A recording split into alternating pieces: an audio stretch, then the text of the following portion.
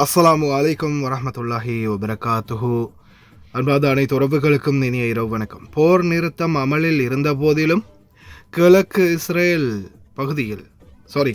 Lebanon பகுதியில் Israel வான்வெளி தாக்குதல், 12 பேர் கொல்லப்பட்டதுடன் மேலும் பலர் காயமடைந்துள்ளதாக தகவல் வெளியாகியுள்ளது. தற்போதைய சூழல் இஸ்ரேல் தொடர்ந்துமே லெபனான் மீது தாக்குதல் நடத்தும் அப்படின்னு எச்சரிக்கை விடுத்திருக்கக்கூடிய சூழல்ல முஜிதபா கொமைனியின் அறிக்கை வெளியாகியுள்ளது. உச்ச தலைவர் முஜிதபா கொமைனி நன்மை மற்றும் நலனுக்காக நட்புறவையும் ஒத்துழைப்பையும் பேணுமாறு அனைத்து இஸ்லாமிய நாடுகளையும் அரசாங்கங்களையும் நான் மனப்பூர்வமாக உண்மையாகவும் கேட்டுக்கொள்கின்றேன். அதன் மூலம் நாம் ஒன்றிணைந்து இஸ்லாமிய சமுதாயத்தை மேம்படுத்தவும் இஸ்லாமிய உலகின் பிரச்சனைகளை தீர்க்கவும் முடியும். இனிமேல் அமெரிக்காவுக்கு நட்புறவு பாராட்டும் அரபு நாடுகள் கிடையாது. நட்புறவு பாராட்டுவதில் பிராந்தியங்களுக்கு பாதிப்பு வருமே தவிர இவர்களால் எந்த உதவியும் கிடைக்காது. அரபு தலைவர்கள் சிந்தித்து செயல்பட வேண்டிய சூழல் இதுதான் என முஜிதபா கொமைனி விடுத்த அறிக்கை. இந்த சூழலில் அமெரிக்க ஜனாதிபதி டொனால்ட் ட்ரம்ப் ஈரானிய அணு ஆயுதங்களை எங்களிடம் ஒப்படைக்காவிட்டால் அது இருக்கும் இடத்திலேயே அழிக்க நாங்கள் உத்தரவிடுவோம்.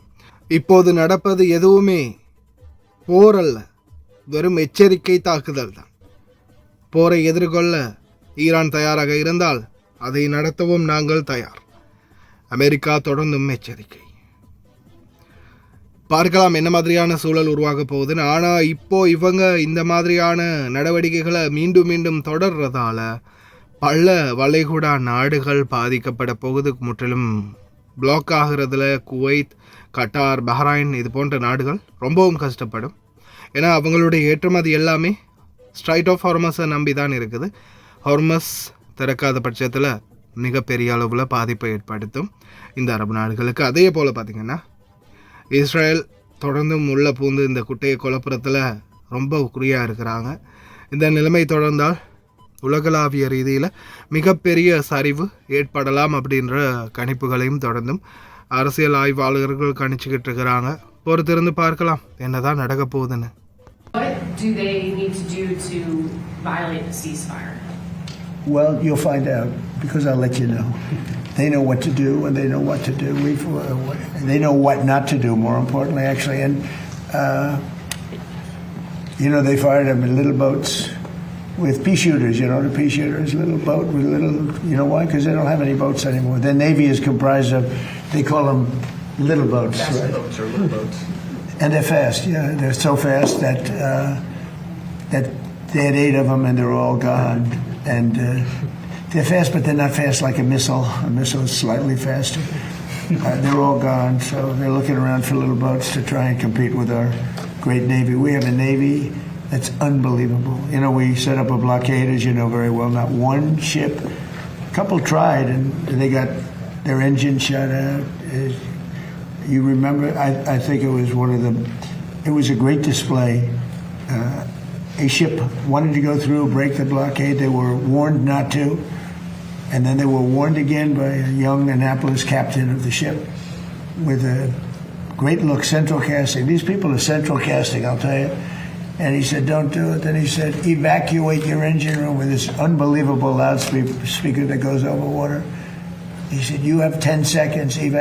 And then from 4 miles with one bullet, it went right into the engine. And Gary, the ship stopped very quickly. They hit the engine with one shot. It wasn't a missile. They don't want to waste a missile on it. It's too easy. And we had another one, a 2000, one of the biggest ships in the world. They were warned, and he said, go back now, go back right now. You will be shot at within 10 seconds. Yes, I am going back to Iran. I am going back. And that was the end of that, right? He went. It took him 10 miles to turn. The ship was so big, but they respect us. They didn't used to respect us, but they respect us more than we've ever been respected. Our country now is the hottest country anywhere in the world. We had a country that was dead when we had that group of people that ran this country with their open borders, letting anybody come in from the Congo, from countries all over the world. They came in from prisons and mental institutions. We had a country that would have been a dead. If they won the election, this country would have been a dead country. Now we have the hottest country anywhere in the world. Good. Why do we have a blockade? We have a blockade because they shut down the straits. So I don't know which members of Congress you're talking to, but here's what I would ask them. I would ask everybody here. It's very simple. These guys have shut down the Straits of Hormuz. This is what Iran is saying. We will shut down the straits. No one can go through. No country in the world can go through unless we allow you to go through, and you have to pay us. But our ships can go through, meaning the Iranian ships, as much as they want. That's crazy. Who would agree to that? So how are we going to have a situation where they get to close the straits to everybody, and the only people who are allowed to go through there 100% without paying anything are the Iranians? If you do that, they'll keep the straits closed forever. They're trying to make this some new normal. Okay, under no circumstances can we ever allow them to normalize the fact that they get to blow up commercial ships and put mines in the water. So the response to that is we're going to blockade your ships. If everyone's ships are not getting out, your ships are not getting out either. That's not an act of war. That's a defensive measure. It's a counter to what they have decided to do. You know what is an act of war? Putting mines in the water. Why don't the members of Congress, or whoever it is complaining about it, they should be all over that. These guys put mines in the water. That alone, mining in the water is illegal, period, under any circumstances, and they've done it. But this is crazy stuff, but this is what they've done. Has it taken longer than you expected it would to make a deal with Iran? Well, let's put it this way. You were in Vietnam 19 years, right? You were in Afghanistan and these other places 10 years. You were in Iraq. How long were you in Iraq? 12 years. You were in Korea for 7 years. World War II is different. That was 4 years. I'm in for 3 months, and much of it's been ceasefire. So, and you know what? You lost hundreds of thousands of soldiers in these various wars.